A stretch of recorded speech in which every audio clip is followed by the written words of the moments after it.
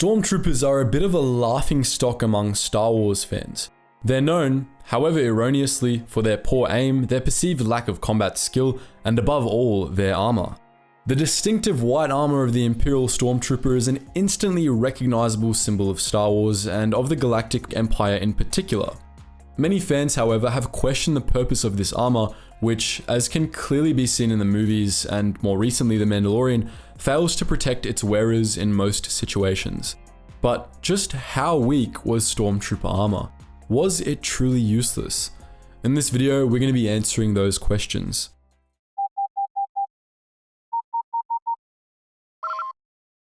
Attention, Sergeant on deck! First off, we need to clear up a very common misconception. Stormtroopers were not the rank and file soldiers of the Empire. The normies in the Imperial Army and Imperial Navy weren't nearly as well trained or well equipped, and they didn't wear Stormtrooper armor either. The Imperial Stormtrooper Corps was its own military branch, a unit of elite soldiers that was essentially supposed to be the space version of the US Marine Corps. Contrary to what you might expect by only ever seeing them fight against plot armored heroes, they were far from pushovers. The First Stormtroopers were the clone troopers who had formerly composed the Grand Army of the Republic, and though the Stormtrooper Corps stopped being clone only a decade before the Galactic Civil War, future recruits were expected to be just as capable as their clone predecessors. Physical requirements for entry into the Stormtrooper Corps were extremely strict. Notably, recruits had to be within a very narrow height range so as to be able to fit into the armor, which was of course originally designed to be a one-size-fits-all. By the time of the Galactic Civil War, extended periods of peace had caused the effectiveness of the Stormtrooper Corps to atrophy, but back in the day, Stormies were the crack troops of the Empire, feared by everyone who wasn't a Jedi in hiding. Contrary to popular belief, Stormtrooper armor was actually pretty good. It was a far cry from Beskar to be sure. Bolts from any blaster stronger than your average pistol could burn clean through it, as obviously could a lightsaber, but that doesn't make it useless. Our atmosphere wouldn't be able to protect us from a large asteroid, but it's still far from useless as it protects us from a ton of other things that could kill us just as easily. The same is true for Stormtrooper armor. Like clone armor, Stormtrooper armor consisted of an 18-piece plastoid suit over a body glove, and it had a number of functions that didn't involve protecting the wearer. The armor could regulate body temperature and came with its own air conditioning system, while the helmets were equipped with communications gear, targeting computers, night vision modes, and anti-flash blinding lenses, and friend/foe ID systems. Said helmets were, however, somewhat hard to see out of. They drastically reduced the peripheral vision of the wearer and were often blamed for poor marksmanship.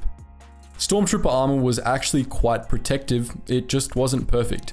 Heavy weapons, blaster rifles, and heavy-duty blaster pistols could shoot clean through it, after all. But blaster bolts were one of 100 dangers Stormtroopers could expect to face in combat.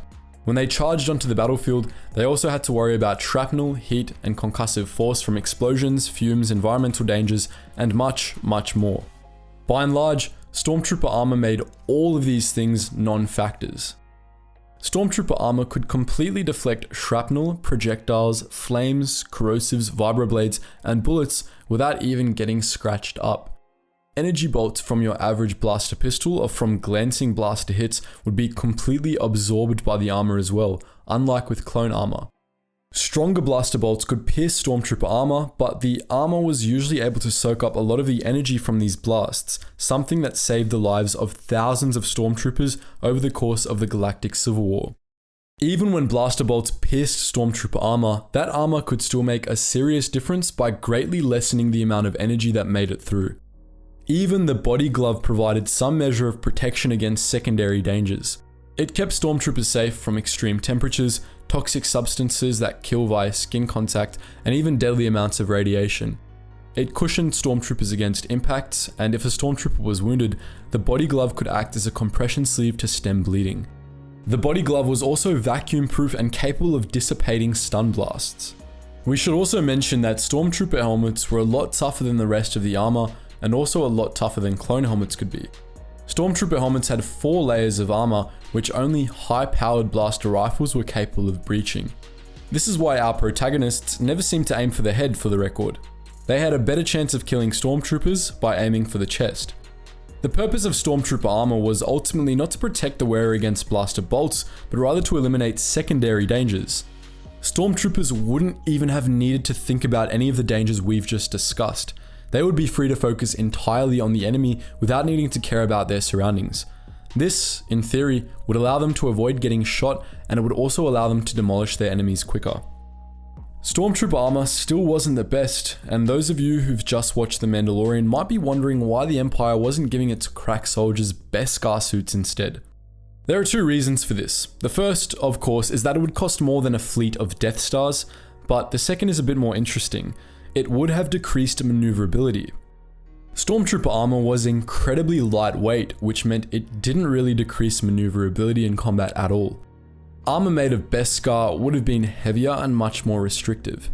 Mandalorian warriors could compensate for such things, but most Stormtroopers would not have been able to, and would be rather unreasonable to expect anything different. This doesn't just go for Beskar. Frick, Cortosis, and all the rest are in the same boat. Plastoids simply had the best weight to strength ratio, and Stormtrooper armor refined and strengthened Plastoid as much as humanly possible. Making the armor stronger would ultimately have hurt Stormtrooper performance, and so the Empire decided it was fine as it was. The reason for this is incredibly important. The Empire didn't believe its Stormtroopers would need stronger armor. Here's the thing a lot of people forget. Stormtroopers weren't really meant to fight Jedi or Mandalorians. The Empire had Darth Vader and the Inquisitors to deal with the former, and Star Destroyer turbo lasers to deal with the latter. They didn't expect to have to deal with heavily armed opponents either. By the time Stormtrooper armor was introduced, the Empire controlled the entire galaxy. Any enemies they would have had to deal with would have been rebels, and nobody expected rebel groups to be as well armed as the Alliance to store the Republic was. For the most part, Stormtroopers expected to be up against vastly inferior opponents. Your average person wouldn't have access to a weapon that could even dent Stormtrooper armor, and odds were that anyone with stronger weapons wouldn't have had the training and skill that Stormtroopers did. Granted, by the time of the Galactic Civil War, that training and skill had gone right down the drain, and by the time of The Mandalorian, it honestly didn't even exist anymore. But that's not the armor's fault. Additionally, there was another major reason that Stormtroopers wore armor. A psychological reason. The armor made Stormtroopers look imposing, and it made them all visually identical too. There were two sides to this tactic. First, it reinforced the group mentality Stormtroopers were expected to hold to. They were to act as part of a whole, not individuals. Secondly, it was a fear tactic. A bunch of armored, identical looking soldiers with vaguely skull-like helmets shooting at you is a bit of an unnerving sight if you're not used to it. We as an audience have become quite desensitized to this effect, but many in the Empire weren't. Nor, it should be said, were audiences back in the day. When the original trilogy was first released, Stormtroopers had exactly this effect on many in the audience. So, if Stormtroopers weren't as useless as they're made out to be, why did Din and the gang make such short work of them in the season finale? The answer is fairly simple. Not even elite soldiers are equipped to go up against 3 Mandalorians, a Master Assassin, and a Dropper with a chain gun. Numbers wise, many of the fights we saw in the finale were fairly even, and in all but one of the exceptions to that rule, the gang had the element of surprise. The only fight in which the Stormtroopers even had a chance was when they were camped outside of the elevator, and even then, they were only butchered because Kara opened up with her chain gun. For a fairer glimpse of the Imperial Stormtroopers, we can look back at the original hallway battle from the start of A New Hope. In this scene, we can actually see some of the aforementioned armor features in action.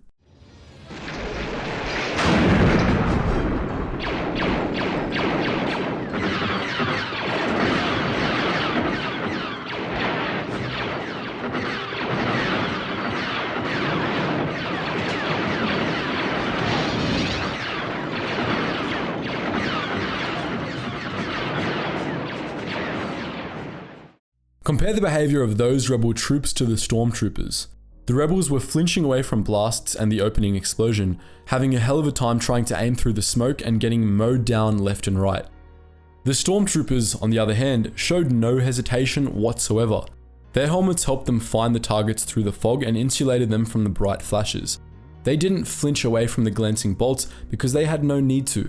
They didn't even need to worry about the smoke from their explosions thanks to their helmet filters. As a result, they summarily butchered half a dozen rebels in just a few seconds and suffered only one casualty, all while being at a serious tactical disadvantage. Recently, we've done several videos on why the Confederacy's battle droids don't deserve all the flack they get, and honestly, it's the same for Stormtroopers. Everything about them either makes sense or stems from Imperial arrogance in a way that makes sense, and they're just up against vastly superior opponents. So there's the answer to our title question. Stormtrooper armor actually wasn't weak or useless at all. But what do you think? Would you like to learn more about Stormtroopers and the nuts and bolts of the Empire? Let us know in the comments section below. And before you run off guys, the team and I have some pretty exciting news to share. We are opening up another YouTube channel called The Braved, where we go way back in history and check out all the badasses of different eras and times. So make sure you check out that channel if that's up your alley.